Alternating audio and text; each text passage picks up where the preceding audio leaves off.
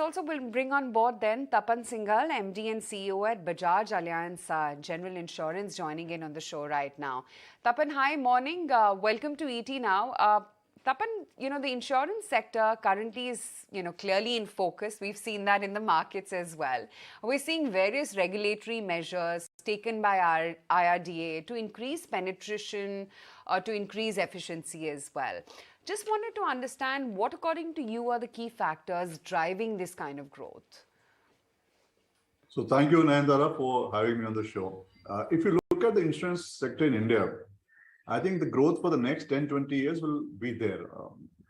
Fundamentally because it's still under-penetrated and the protection gap is huge. So as the industry keeps expanding, the growth will keep on happening on that basis. Now, the issue which we have to think through is that a lot of people don't see from that perspective, while at all forums we talk of the upside of the economy, right, from the stock market to the investment infrastructure. But the downside also is a big play. We are aware that 4% of India's population goes below poverty line because they don't have health cover or accessibility to health infrastructure. Or when a calamity hits it, then the particular region where the calamity hits goes below the economic growth because the economic loss is about 14 to 15,000 crores, which is not covered, nor is any subsidy provided for that. Insurance plays a very big role in that. So if government and the insurance industry comes together, then for the country, in terms of providing the downside for supporting that would be a huge thing. And that would lead to a huge spur of growth coming forward for the industry also, and will be good for the society also. I think that is what is the next step, which I feel the industry should be happening now. But tell me, where are the maximum, where is the maximum traction really coming in from? Is it from the non-life segment? No, I think the life is also doing very good. If you look at the growth in the life sector has been phenomenal. Post-COVID, people's realization that life is important was very clear there. In non-life, the dependency on automobile, on infrastructure in terms of the factories and on health is very high. And health growth has been pretty good. I think we look at it post-COVID. The automobile was a bit low because of obviously the less of semiconductor chips and less sale of vehicle. And the investment in infrastructure, investment in the way the factories have to come up, the capacity building is still taking time. And as that builds up, I think the growth will also happen there. So that would be broadly the way you look at growth happening in the sector.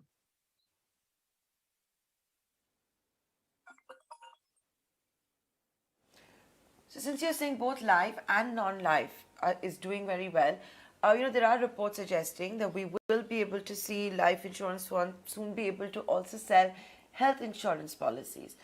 What is this going to mean for the sector? Is this also an important trigger for what we see in the stock markets? Could that be one of the reasons we're seeing the stocks so enthused? Yeah, so if I look at, as I mentioned earlier also, the health penetration in India is still very low. If you look at the government health scheme, that covers close to 40 crore citizens. The insurance industry scheme should be covering about 15, 20 crores. So a large segment of 60, 70 crore people who can afford health insurance are not yet covered. So my belief is that the more the merrier. The only thing is that it should open up for everybody. So if life is able to sell indemnity based, the general insurance should be able to sell the long-term basis and health. So I think the opening up of health for everybody is what is the move which is going to benefit the industry, is my belief. So it is not about just one segment being open for somebody. Because if the purpose is to increase penetration, it should be opening for everybody, which is a very positive and a good sign. Because if you have 70 crore Indians who are still to be insured, I think the more we can open up the sector, the better it would be.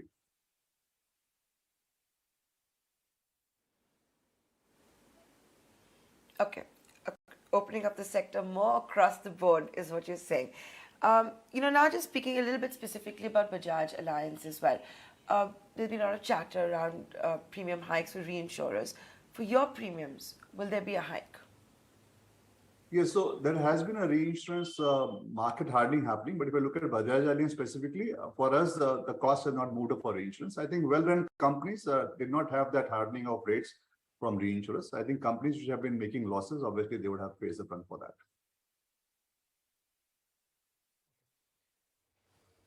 Broadly, what was the COVID claim to your mind insurance sector has suffered with?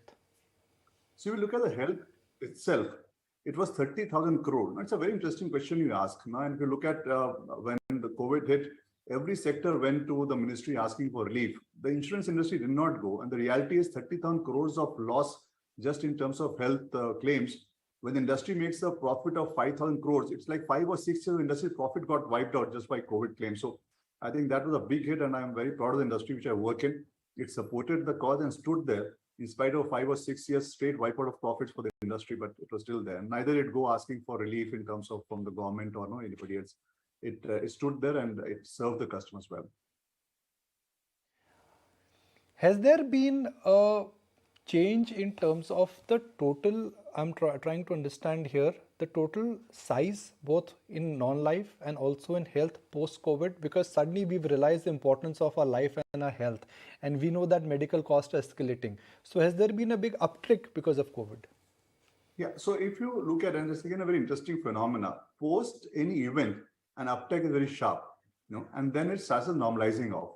So immediately after when the COVID second wave, I think the uptake was very sharp, but now it's normalizing off. If you look at the growth rates now, it is not as high as it was just immediately after COVID, but still better than what it was before COVID.